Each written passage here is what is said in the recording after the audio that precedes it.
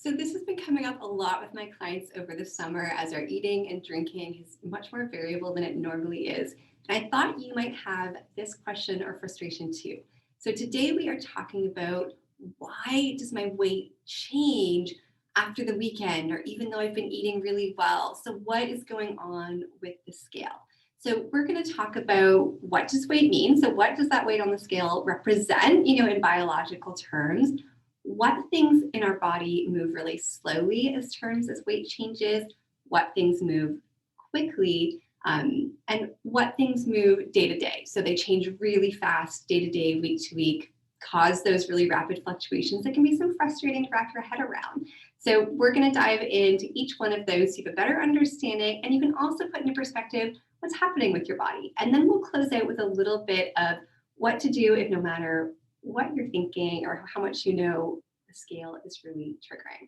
So number one, what is weight on the scale? What does it even mean? So the weight on the scale is everything in our body. So it is the tissues that are kind of stable, so our bones and our organs and things like that. It's the liquid in our bodies, so our blood and our lymph. It is all of our cells and our muscle and our fat. Weight is a composite of everything we are made up of. And so try and keep that in mind when you get really stuck on like micromanaging that number. It doesn't just mean fat. And when most of my clients come to me looking for weight loss, what we're actually thinking about is fat loss. So we're looking to change body composition because we're starting to notice health changes associated with too much weight, or our joints are getting achy, or we're just not feeling very confident and comfy in our clothes and our skin. So what you're actually looking for is generally fat loss, not weight loss, because all those other tissues are really important. So let's talk about things that do not really change. What are they? So the stable things that will not affect what that number on the scale is doing is largely your bone. So our bones are pretty set. All of my clients are adults. So you're probably an adult like me too. And so although we get minor changes in very small amounts that happens over a very long period of time, it's not something you would notice on the scale in weeks, months, or even over a year or two.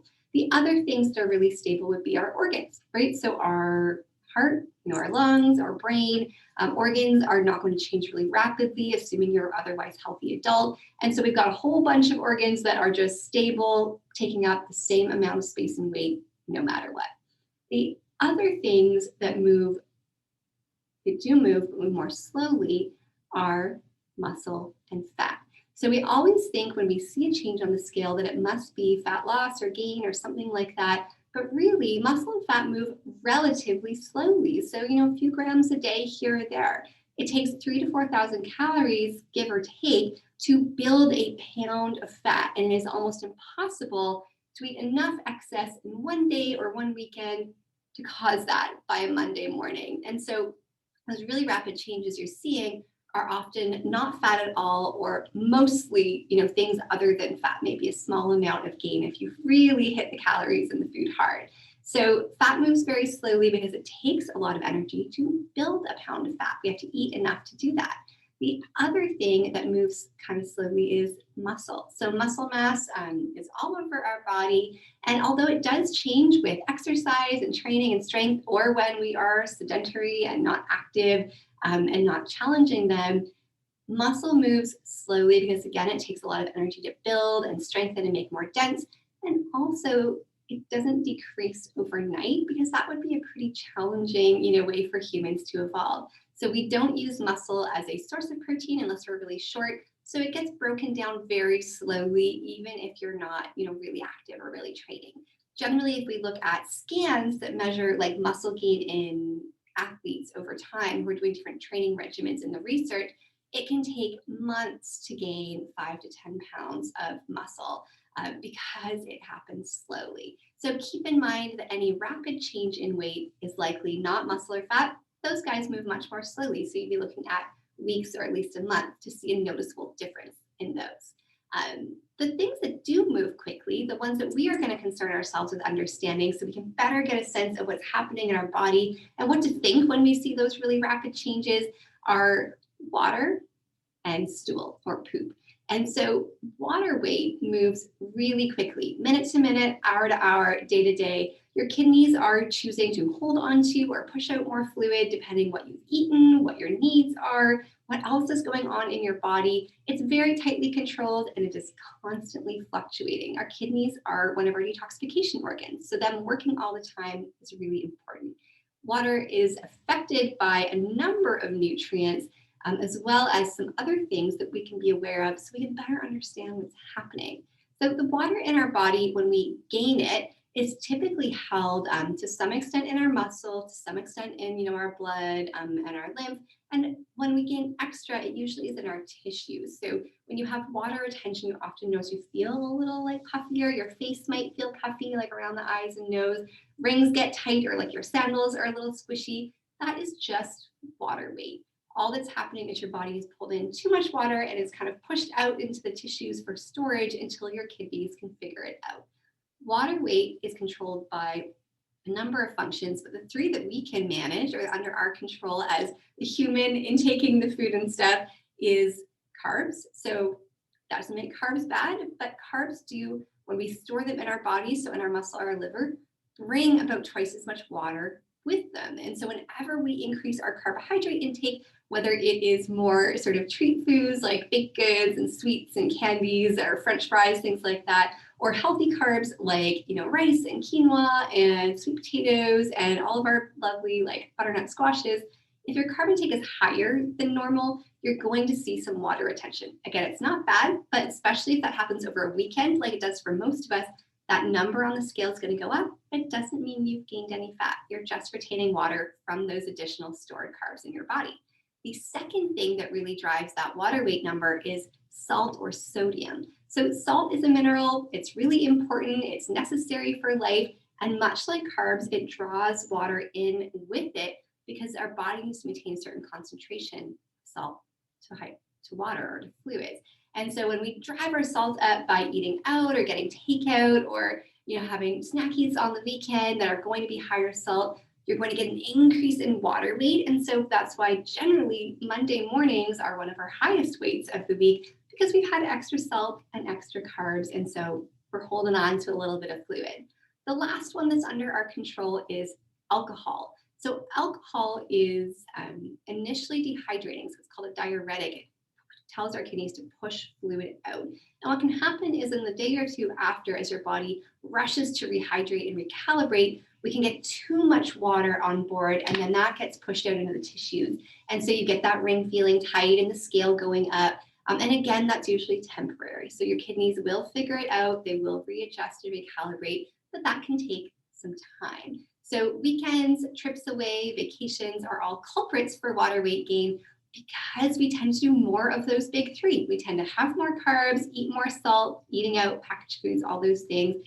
And we generally drink more. At least I do on a weekend away. I'll often have more wine, knowing that that number on the scale doesn't really mean anything on Monday morning. The very last thing to think about that's not in our control but can drive some fluctuations in water weight would be hormones, and particularly the female hormone estrogen. So as estrogen declines, so for women in their 40s, 50s, and 60s, perimenopause is almost a 10-year deal for most of us, or fluctuates depending where you are on that spectrum, you're going to see increased water retention with that. You're going to retain water more easily than you did before. And anecdotally in my clients, so just based on my experience, I find that it takes a few days longer than it used to for your kidneys to get rid of that extra fluid. So don't panic if you're noticing that your weight's up for 3 or 4 or 5 days after a weekend away, whereas it used to only be 1 or 2. That's likely just the shifting ability of your body to handle that water retention. So give it some time.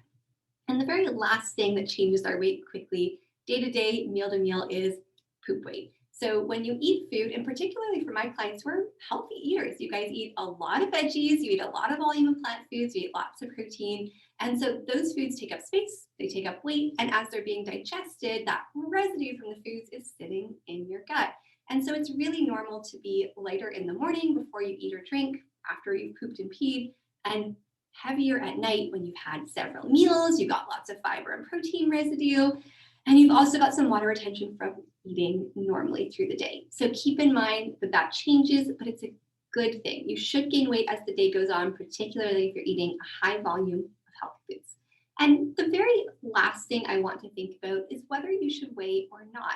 So for a lot of my clients, no matter how much we have this discussion and we know intellectually that that number shifting on the scale doesn't mean an awful lot from day to day or week to week, it can still feel really hard to let go of if you've been spending your whole life focusing on it as a metric of how you're doing.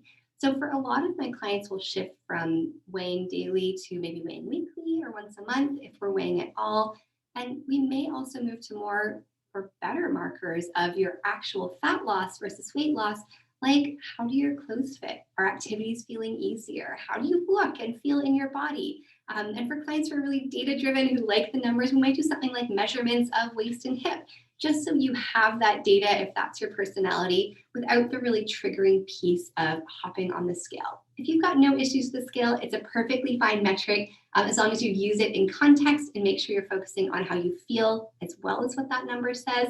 But if you're really struggling, it is worth exploring other ways to measure how you're doing with food and body that aren't going to trigger you into just hitting the screw it button whenever you feel frustrated. As we noted, that number has a lot going on. And so if you're finding that weighing yourself is triggering some ups and downs, it's always better to find another way to keep track. And the very last thing I want to note is for those of you who have gotten much more active, you'll also notice that sometimes weight might go up, even though you're doing really well. And this is one of the most triggering things for some of my clients. You feel like they've been eating really well, they've been way more active, and all of a sudden their weight starts to slowly creep up over the month. That is generally muscle mass. So it does move slowly, but it moves more quickly than usual in the first kind of 4 to 12 weeks of a new program or of leveling up. So if you haven't been as active or you picked up strength training and lifting weights when you were just doing yoga before, you're going to see a somewhat faster increase in muscle mass and weight from that than you will as it steadies out. So keep in mind that body composition is both muscle and fat, and that muscle weighs more than fat does. So I always think of fat as the sponge, and muscle would be the same size but a rock. We know that muscle weighs more. And so if you're in that phase of getting much more active, especially any sort of muscle gaining like body weight or strength exercises, you're going to notice a bit of an increase or a leveling out in your weight. And that's okay, normal, probably a really good sign. I hope this was helpful. We had some fantastic feedback on the last video newsletter. So I would love to know what you think, whether you prefer written or video or a little bit of both like we've been doing lately. And if you have any questions or topics you'd love to see me talk about, please reply and let me know. It makes my job so much easier, and I would love for this to be customized to you. Have a happy and healthy week, and we'll talk again next week.